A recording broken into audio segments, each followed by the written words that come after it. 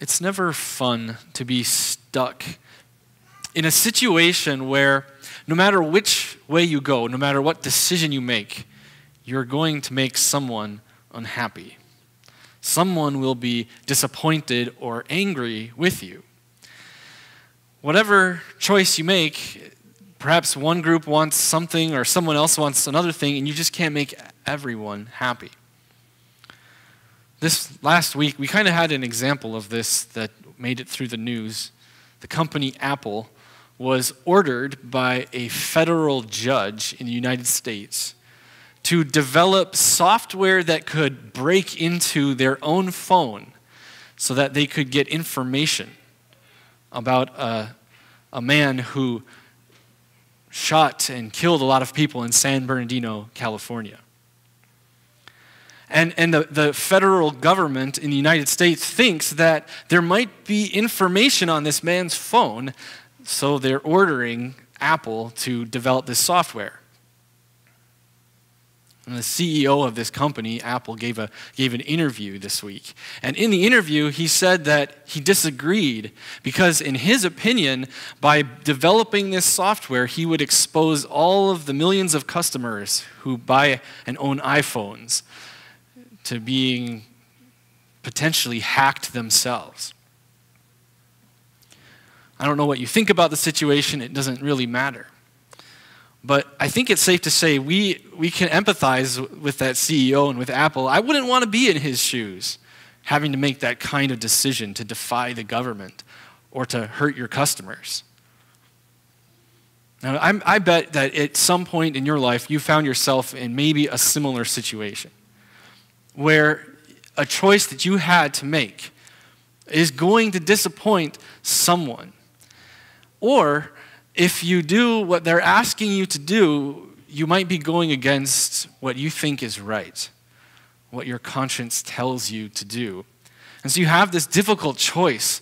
How do I make them happy and also do what is right when the two seem to be at odds?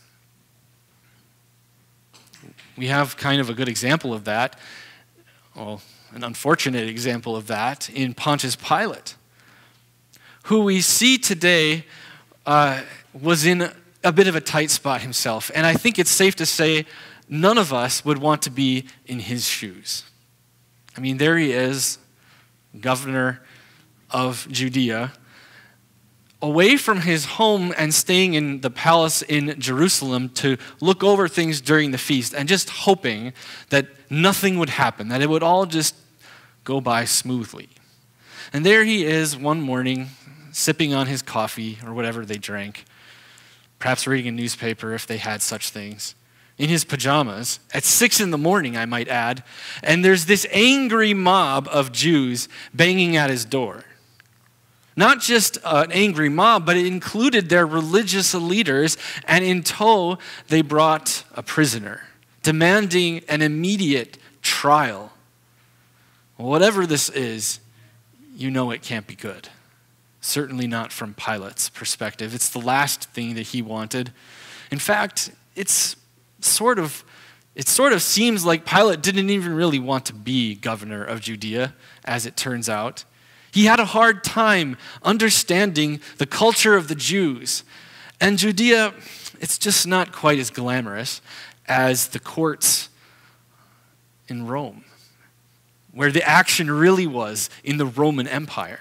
Here he is out in a mid-level government job, looking over a backwards province and dealing with problems that kept coming up again and again, many of them caused by Pilate himself.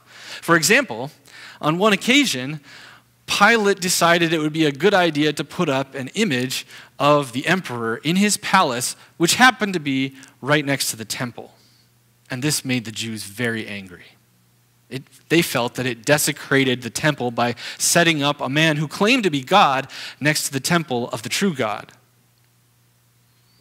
Worse than that, Pilate took money that was specifically given for the temple and used it to build himself an aqueduct so he could have water in his palace. And that made the Jews so angry that there was rebellions, there were riots. I mean, it wasn't going well for Pilate. So now this large crowd of Jews, this angry mob is at his door demanding justice against this prisoner, this Jesus, this miracle worker, this prophet. What was Pilate to do? Then the whole assembly rose and led him off to Pilate. And they began to accuse Jesus, saying, "We have found this man subverting our nation," or turning against it. He opposes payment of taxes to Caesar and claims to be Messiah, a king. Now, Pilate may not have been the best governor in the world's history, but he also wasn't born yesterday. And he understood very well that the Jews were not here because Jesus was this dangerous rebel causing people to turn against Caesar. And he perhaps was a little bit surprised that at 6 a.m, that these Jewish leaders would be so concerned about Caesar getting his taxes that they would be at his door, especially since these same people were generally against paying taxes to Caesar themselves. What's he to do? So Pilate asked Jesus, "Are you the king of the Jews?" "You have said so," Jesus replied. Then Pilate announced to the chief priests and the crowd, "I find no basis for a charge against this man." So Pilate knew very well that this trial was all a bit of a joke. Jesus wasn't guilty of anything. In fact, Matthew's gospel tells us very clearly that Pilate knew that the Jews had brought Jesus to him out of envy. No doubt he had heard the reports of Jesus' popularity as a preacher and teacher, and now the religious leaders were jealous of Jesus, and so they were turning against him and trumping up charges against him, making things up. Oh, he's turning the people against Caesar. But if that were the case, where are all of Jesus' followers? And why is it that Jesus has nothing to say against these charges? Pilate knew Jesus was innocent. And so, you'd hope that by telling the Jews, this is pretty easy for me to solve, they would just disperse and go home, realizing they had no case. But no luck. But they insisted, he stirs up the people all over Judea by his teaching. He started in Galilee and has come all the way here. On hearing this, Pilate asked if the man was a Galilean. When he learned that Jesus was under Herod's jurisdiction, he sent him to Herod, who was also in Jerusalem at that time. So now when Pilate figures out that Jesus is from Galilee, he sees his way out of this mess. I'll just send him to Herod. He can deal with the problem. Then I don't have to make what might be a very unpopular decision. And Luke's gospel continues to tell the story that when Jesus went to Herod, Herod also found nothing in Jesus that could merit death. And so he just sends Herod back, giving the problem right back to Pilate. Pilate called together the chief priests and the rulers and the people. And he said to them, "You brought me this man as one who was inciting the people to rebellion. I have examined him in your presence and have found no basis for your charges against him. Neither is Herod, for he sent him back to us. As you can see, he has done nothing to deserve death. Therefore I will punish him and then release him." But the whole crowd shouted, "Away with this man! Release Barabbas to us!" Barabbas had been thrown into prison for an insurrection in the city and for murder. Wanting to release Jesus, Pilate appealed to them again, but they kept shouting, "Crucify him! Crucify him!" For the third time he spoke to them, "Why? What crime has this man committed? I have found in him no grounds for the death penalty. Therefore I will have him punished and then release him." But with loud shouts, they insistently demanded that he be crucified, and their shouts prevailed. So Pilate decided to grant their demand. Now, Pilate's trial of Jesus unfolds with more and more difficulty. Not coming to a verdict, that was very easy. He brought Jesus out and showed them that he found no basis for a charge against Jesus. In fact, he said it 3 times during this trial that he found no reason for Jesus to be condemned. It was that easy. But he knew that this crowd was not interested in justice. They wanted blood. They wanted Jesus on a cross. They wanted Jesus dead, and they weren't going to take no for an answer. And so Pilate starts this dangerous road, giving them a little bit of what they might want, hoping that it would make them happy. He decided that that was more important to him than justice itself. And so Pilate gives in. First by having Jesus be punished and flogged. When that's not enough, then he decides, okay, fine, I'll give him over to you. He wanted to please the crowd. He hoped that it would make everything better. He wanted to give them what they hoped for because he didn't want to deal with the potential consequence of a terrible riot that would go on his record and ruin maybe his career, maybe his life, who knows. And if we're not convinced of this, Mark's gospel makes it really clear exactly why Pilate did this. He says, wanting to satisfy the crowd, Pilate released Barabbas to them.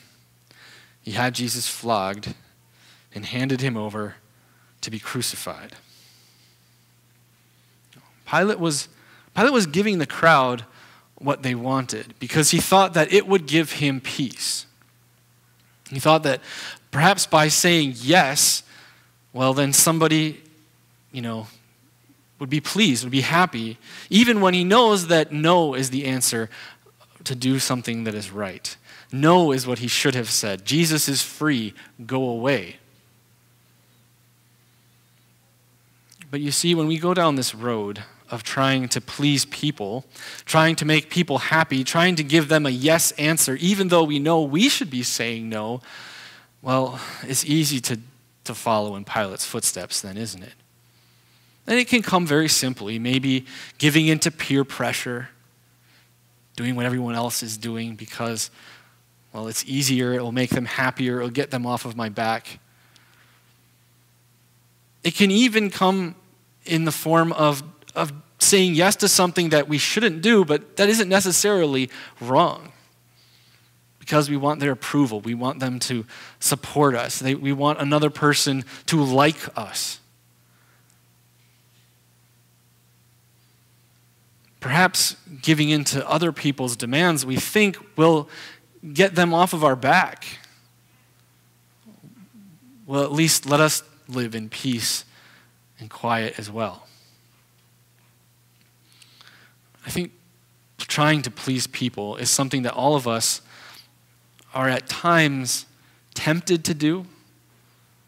It's an easy way out. After all, don't we want to make other people happy? Doesn't God ask us to serve and to do things for others that will make them happy? Certainly he does. But the difference here is in our attitude, isn't it? Am I trying to make someone happy because that's the right thing to do? Or because I'm more concerned to have their approval, their support, or at least for them to leave me alone, than I care about God's approval? You see, when we make the approval of other people more important to us than the approval of God himself, well, then we're falling into the same trap, the same dangerous road that Pilate went down. And in the end, the problem with pleasing people or trying to please people is that it doesn't work. Do you think that Pilate gained respect from the Jews by making this decision, sending Jesus off to the cross, that this would be the easy way out for him? Not at all. What did the Jews do? Just a few hours later, they show up again at his door, now demanding more. You need to change what's written on the cross, they said. It's not right. And Pilate hardly escaped the judgment of history. We talk about him every time we read any one of our creeds. We mention his name, not in honor, I might add. When we try to gain the approval of others, we make that our reason for trying to make people happy. Instead of God, we lose everything. We will eventually. We leave behind the approval of God himself in favor of people who will turn against us the moment that our yes answer when they ask for more turns to no. And that, my dear friends, is what makes Jesus just so amazing to watch. In Luke's account of Jesus' suffering and in his death before Pilate, it's interesting that we actually don't hear one thing about what Jesus is doing. Luke does not give us a single detail of how Jesus felt or what he was doing, just 2 words that he said, which translate to, "You say," or as our NIV translation puts it, "You have said so." And I think that Luke is doing this on purpose. Instead, we see in this story, Pilate is the main character. Pilate's actions and his emotions and his thoughts and his motivation are on display for us to watch and to judge. And he certainly does not pass, does he? Not for justice, anyway.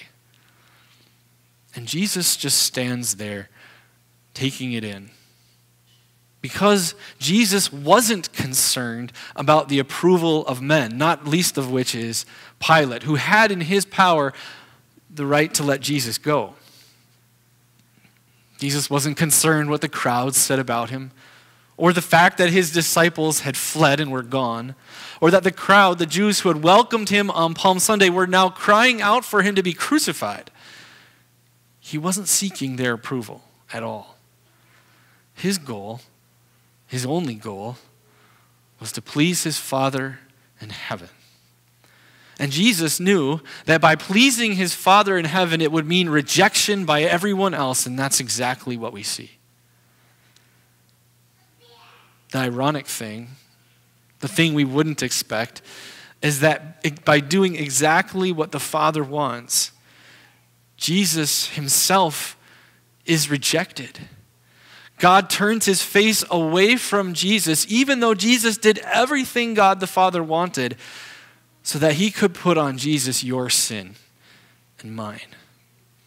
And all the times that we've tried to make other people happy and seek their approval instead of God's. Jesus did all this for you because he understood most clearly that by pleasing the Father in heaven, by serving him and seeking his approval, he would get everything. And that's exactly what we know happens. When God the Father raised Jesus from the dead and raised him to heaven at his ascension and seated him at his right hand, God in heaven is exalting Jesus and saying he has the greatest approval that there is. That his name would be higher than every other name, and he would have all authority and all power and all glory. And what's more, not only does Jesus gain the Father's approval, he has ours. He has our thanksgiving because of what he did for us, and we're here to worship him and to praise his name because we know of his great love for us. He gets everything. In fact, the book of Philippians, I think, puts this better than anywhere, where Paul wrote, "He humbled himself by becoming obedient to death, even death on a cross. Therefore, God exalted him to the highest place and gave him the name that is above every name." Had Jesus sought approval from people, none of this would have happened. This verse would not even be written.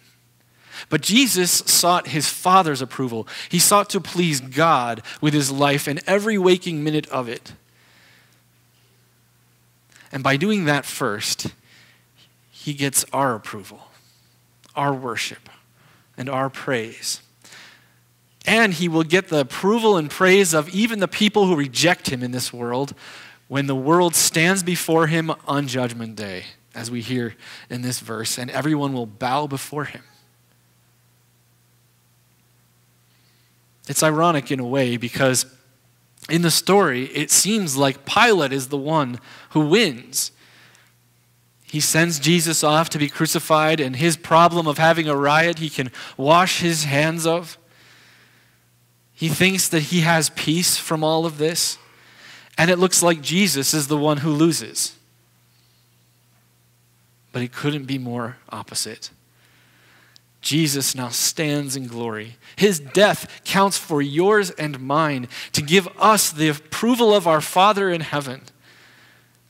And his name will live on in all eternity in glory and splendor instead of becoming a byword like Pontius Pilate. And what does that teach us? Whose approval should we seek in making decisions big and small? In doing what is right when we're asked to do what is wrong, or even in our motivation for deciding what to do? Should it be to please others?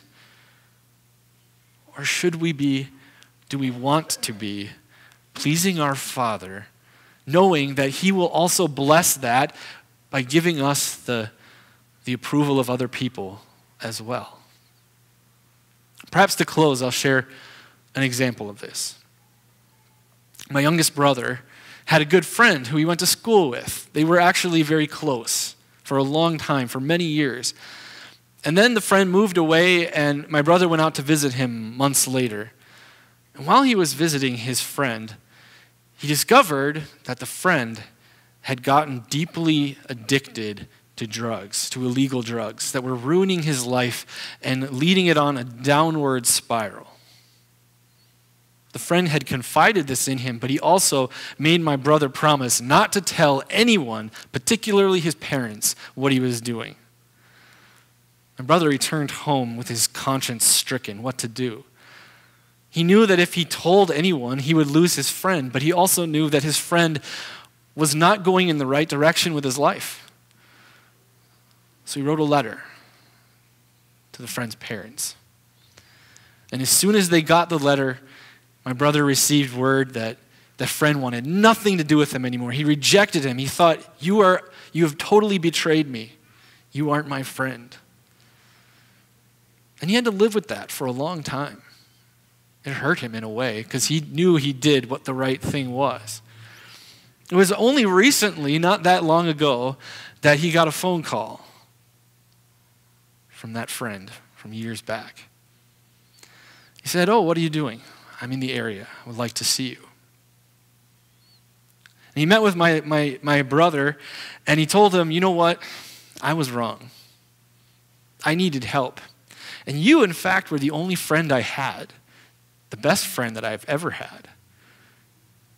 And I know that I was mean to you at the time, but I want to thank you. Because it weren't it for you, I might not even be alive." See,